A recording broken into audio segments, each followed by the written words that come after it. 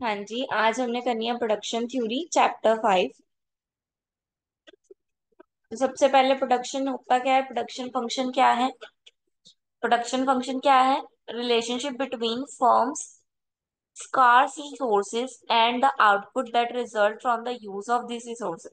यानी कि जो प्रोडक्ट लगा के हम आउटपुट निकाल के लाते हैं, ठीक है, यानी कि रॉ मटेरियल से फाइनल गुड तक का जो हमारा सफर है उसको बोलते हैं प्रोडक्शन फंक्शन। ठीक है, रॉ मटेरियल से फाइनल गुड बनाने तक का जो हमारा फंक्शन है उसको बोलेंगे प्रोडक्शन फंक्शन। ठीक है, जैसे अगर आपको ब्रेड बनाना है तो आपको क्या चाहिए? बेकर चाहिए, फ्लोर चाहिए, बेकिंग चाहिए, ओवन, ठीक है, रूम चाहिए, अदर सोर्स और भी बहुत सारे टूल्स चाहिए। और उन सब टूल्स लगाने के बाद आपका ब्रेड तैयार हो जाता है, तो ये आपने क्या किया है? आपने प्रोडक्शन फंक्शन परफॉर्म किया है। ठीक है, इसमें बहुत सारी चीजें इंक्लूड होती हैं। बेकिंग हो गया, जैसे बेकिंग में इन्होंने फ्लोर, बेकर, ओवन, रूम, है ना, बहुत सारी चीजें ली हैं। तो प्रोडक्शन फंक्शन क्या है? Function of other things. ठीक है, बहुत सारी इनपुट का फंक्शन है जो हमारा प्रोडक्शन फंक्शन है।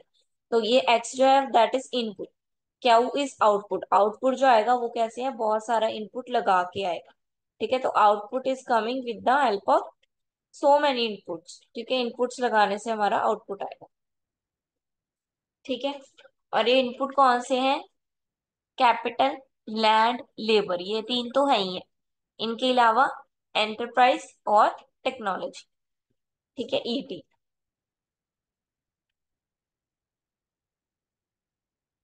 Production function with one variable input, यानी कि वन वेरिएबल इनपुट का मतलब हुआ एक वेरिएबल है जो चेंज हो सकता है और एक वेरिएबल है जो फिक्स ही रहेगा, उसको चेंज नहीं कर सकते।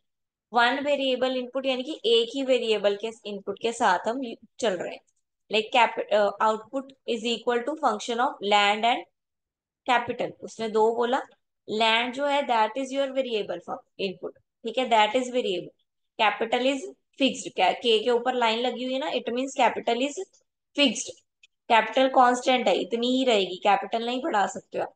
तो आपने लेबर को ही बढ़ा के या कम करके अपने आउटपुट में फर्क लेके आना। ठीक है, ज्यादा वर्कर चाहिए तो ज्यादा वर्कर लगा लो।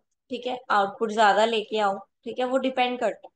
स्किल्ड वर्कर अगर दो हैं वो ही काफी है। ठीक है, और अनस्किल्ड चाहे आप 5 लगा लो चाहे 10 लगा लो, फर्क नहीं पड़ता।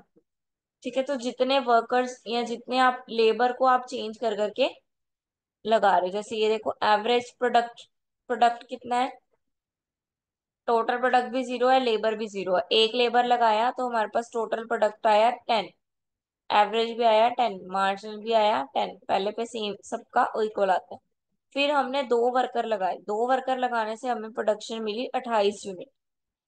और एवरेज क्या बन गई? दोनों को टोटल करके 2 से डिवाइड, दैट इज 14। ठीक है, फिर इन दोनों का गैप, इन दोनों का टोटल प्रोडक्शन का 10 और 28 का, तो वो आ गई हमारी मार्जिनल, दैट इज 18। ठीक है, ऐसे करके देखो लेबर बढ़ा रहे हैं। इनपुट क्या है हमारी? लेबर, लेबर को बढ़ा रहे हैं। लेबर बढ़ने से लेबर हुई 8, तो हमारी प्रोडक्शन भी क्या हो गई? बढ़ गई, दैट इज 92। एक पे कितना था? 10, और 8 पे कितना है? 92। एवरेज प्रोडक्शन कैसे निकलती है? Total production divide by L, यानी कि labour. Total production divide by labour यानी कि इनपुट। ठीक है, और मार्जिन कैसे लिखती है? दोनों का चेंज।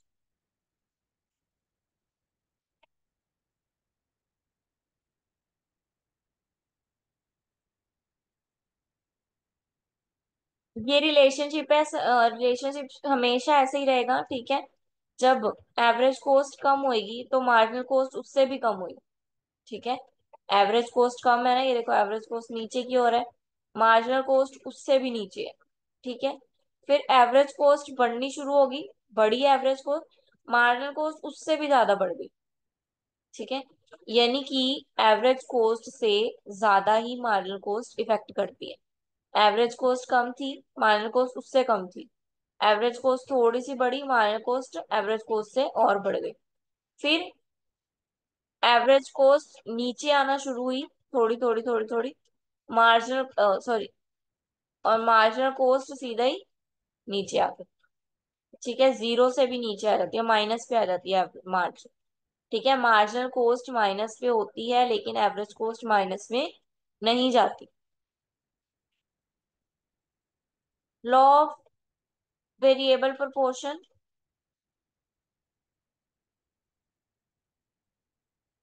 ये वही बता रहे हैं, एमपी कब जीरो से ऊपर है, एमपी कब जीरो से कम है।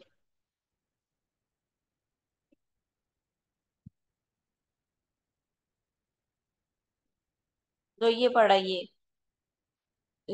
जो आपने पढ़ा ये वाला, यही वाले स्ट्रक्चर को उन्होंने यहाँ पे सारा एक्सप्लेन किया हुआ।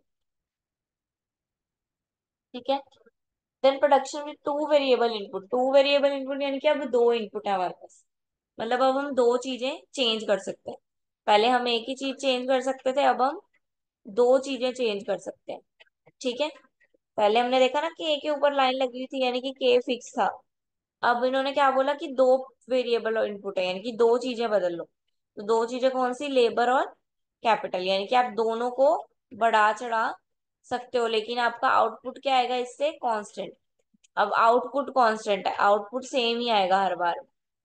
ठीक है, आउटपुट जो है हर बार में सेम ही आने वाला है।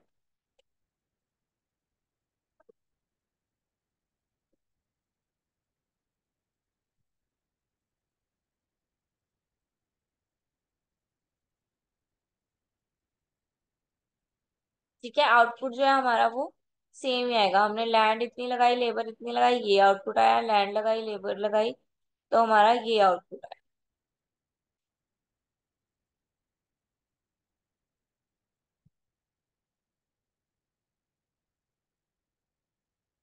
ये देखो, ये और ये क्या होंगे, ज्यादा फर्क नहीं डालेंगे, इसको बोलते हैं इसोकेट।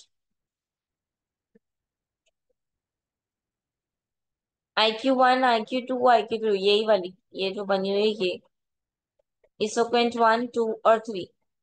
ठीक है, जब ऐसे करके इसोकेंट्स के यूज ज्यादा यूज किए जाते हैं उसको बोलते हैं, उसको क्या बोलते हैं, मैप। ठीक है,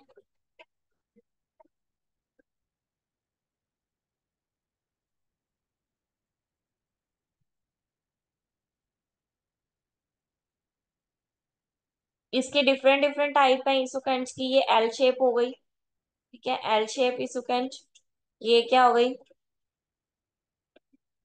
ये भी एक काइंड है इकोनॉमिक मार्जिन, ये भी एक काइंड है इकोनॉमिक रीजन का। ठीक है, तीन काइंड आ गई। ज्यादातर जो है एल काइंड ही चलती है इसोकेंट की, ये वाली। ठीक है, then optimal combination of input, वो कह रहे हैं ऐसा कौन सा ऑप्टिमल कॉम्बिनेशन होगा इनपुट का जिसको लगा के हमारी आउटपुट जो हो वो मैक्सिमम आए। ठीक है, ऐसा कौन सा अच्छा कॉम्बिनेशन है जिससे हमारी आउटपुट क्या हो, मैक्सिमम आए, कॉस्ट ऑफ प्रोडक्शन भी हमें सबसे कम लगे, ऐसा कौन सा हमारा वो होगा। तो इस सेकंड लाइन पे ये हम बताएंगे इसको।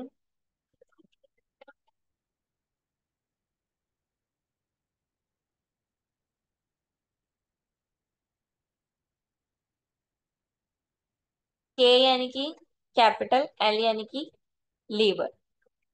ठीक है,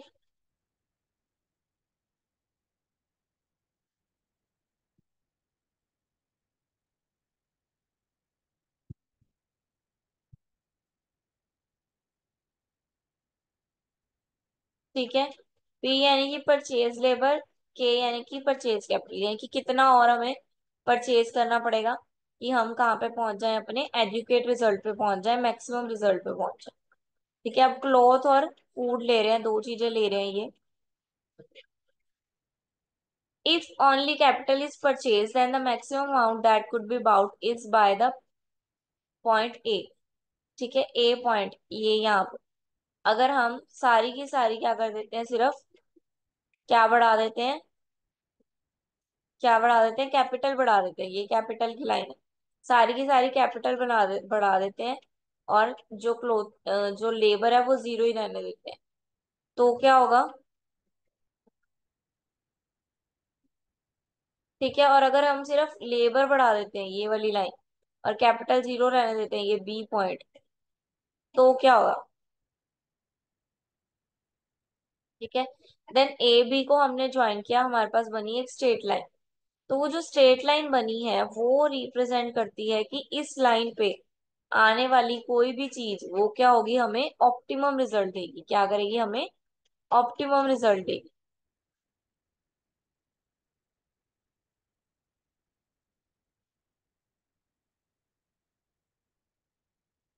ठीक है। और जब ये हमारी आइसोकेंट लाइन आइसोकेंट को टच करेगी, जिस पॉइंट पे, वो हमारा ऑप्टिमम कॉम्बिनेशन ऑफ इनपुट होगा। यानी कि यहाँ पे हमें सबसे ज्यादा इनपुट मिल रहा है।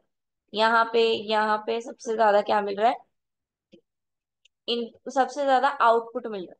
ठीक है, सबसे ज्यादा इस पॉइंट पे हमें आउटपुट मिल रहा है, जहाँ पे आइसोकेंट कर्व और स्ट्रेट लाइन जो है वो क्या होंगे? ज्वाइन होंगे, इकट्ठे होंगे, कट होंगे। देन रिटर्न टू स्केल हमने पढ़ लिया अभी कि रिटर्न टू स्केल किसकी वजह से होता है? अदर फैक्टर्स की वजह से। तो अदर फैक्टर्स की वजह से अगर, तो ये देखो, ये डिफरेंस क्या है? ज्यादा, ये है इंक्रीजिंग रिटर्न टू स्केल। ये डिफरेंस क्या है? बराबर, तो कांस्टेंट रिटर्न टू स्केल। ये डिफरेंस नीचे की तरफ ज्यादा है, यानी कि डिक्रीजिंग रिटर्न टू स्केल। ठीक है, क्लियर है? समझ में आ गया? Is this chapter clear to all? Easy था चैप्टर, तो कोई मुश्किल नहीं है।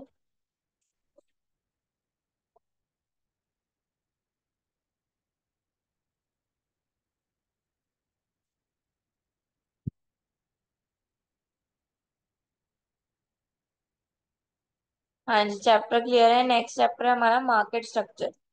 हमने मार्केट स्ट्रक्चर करना है। ठीक है, मार्केट स्ट्रक्चर में हम हर तरह की मार्केट पढ़ेंगे कि मोनोपोली मार्केट कौन सी होती है, परफेक्ट कंपटीशन मार्केट कौन सी होती है, ठीक है, ओलिगोपोली मार्केट कौन सी होती है, ये कैसे परफॉर्म करते हैं बिजनेस में, ये कैसे यूजफुल होंगे। ठीक है, तो ये सारा मार्केट स्ट्रक्चर पढ़ेंगे, जो कि हम पढ़ेंगे कल। आज का सब्जेक्ट, आज का चैप्टर क्लियर है?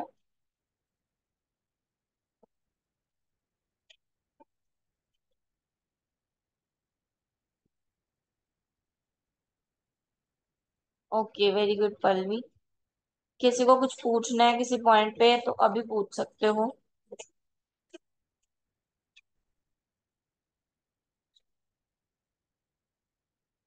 मैम जिमें च डायग्राम बना के रिप्रेजेंट करने होंगे उदा। हाँ जी, डायग्राम बनेंगे। आइसोकेंट में डायग्राम बनेंगे, स्ट्रेट लाइन में डायग्राम बनेंगे, इसके डायग्राम बनेंगे ही बनेंगे। और जो हमने लॉ ऑफ डिमांड किया था ऊपर, उसमें भी डायग्राम्स बनेंगे। लॉ ऑफ सप्लाई में भी डायग्राम बनेंगे। ये बना के आ रही। ਤੇ ਮੈਮ ਜਿਹੜੇ ਫਾਰਮੂਲੇ ਉਹ ਵੀ ਲਿਖਣੇ ਉਦਾਂ। फॉर्मूले आपकी मर्जी है, डायग्राम बने होने चाहिए। डायग्राम वो खुद बोल देते हैं कि प्रेजेंट, जैसे मान लो हम कह रहे हैं law of demand, explain law of demand with diagram, उन्होंने खुद ही ऐसे लिख दिया। फिर क्या करोगे? फिर तो लिखना ही पड़ेगा, डायग्राम बनाना ही पड़ेगा। तो डायग्राम आप अच्छे से पढ़ के जाना, डायग्राम आता है, मतलब ऐसा लिखा होता आता है कि विद डायग्राम, तो फिर वो आपको बनाना ही पड़ेगा। ठीक है, तो फॉर्मूले आपके पास चॉइस है। जैसे तो छोटे छोटे हैं वो तो कर ही सकते हो, जैसे आप टू वेरिएबल पढ़ा, वन वेरिएबल पढ़ा, उसका तो इजी था, फंक्शन ऑफ के और एल ही लिखना था सिर्फ। ठीक है, तो वो तो आप लिख सकते हो। जो मुश्किल है वो चाहे मत करो। प्रैक्टिकल क्वेश्चन है कैसे मैम। प्रैक्टिकल आई गेस तो नहीं आएगा इसमें, इसमें तो नहीं आता प्रैक्टिकल। इसमें थ्योरी होती है, इसमें प्रैक्टिकल जो है वो डायग्राम्स ही है कि आपको ये डायग्राम्स अच्छे से बनाने हैं। टेबल बने हुए हैं, जैसे अभी मैंने टेबल पढ़ा था एक, कि लेबर बढ़ा रहे हैं तो total cost, average cost, total cost बढ़ रही है, वैसा टेबल, वो टेबल बनाना है। ठीक है, वो टेबल याद कर सकते हो, जरूरी नहीं है आपको अमाउंट्स भी सारी सेम लिखनी। बस आपको कंसेप्ट पता होना चाहिए कि लेबर बढ़ाने से यहाँ पे टोटल बढ़ाना है कि कम करना है। ठीक है, आप अमाउंट चाहे आप अपनी तरफ से लिख सकते हो, जैसे वहां 10 लिखी थी, 28 लिखी थी, आप वहां पे 10, 20, 30 ऐसे भी लिख सकते हो। अमाउंट का इशू नहीं है, बस आपको पता होना चाहिए कि इस केस में ये बढ़ना है कि कम होना है। ठीक है,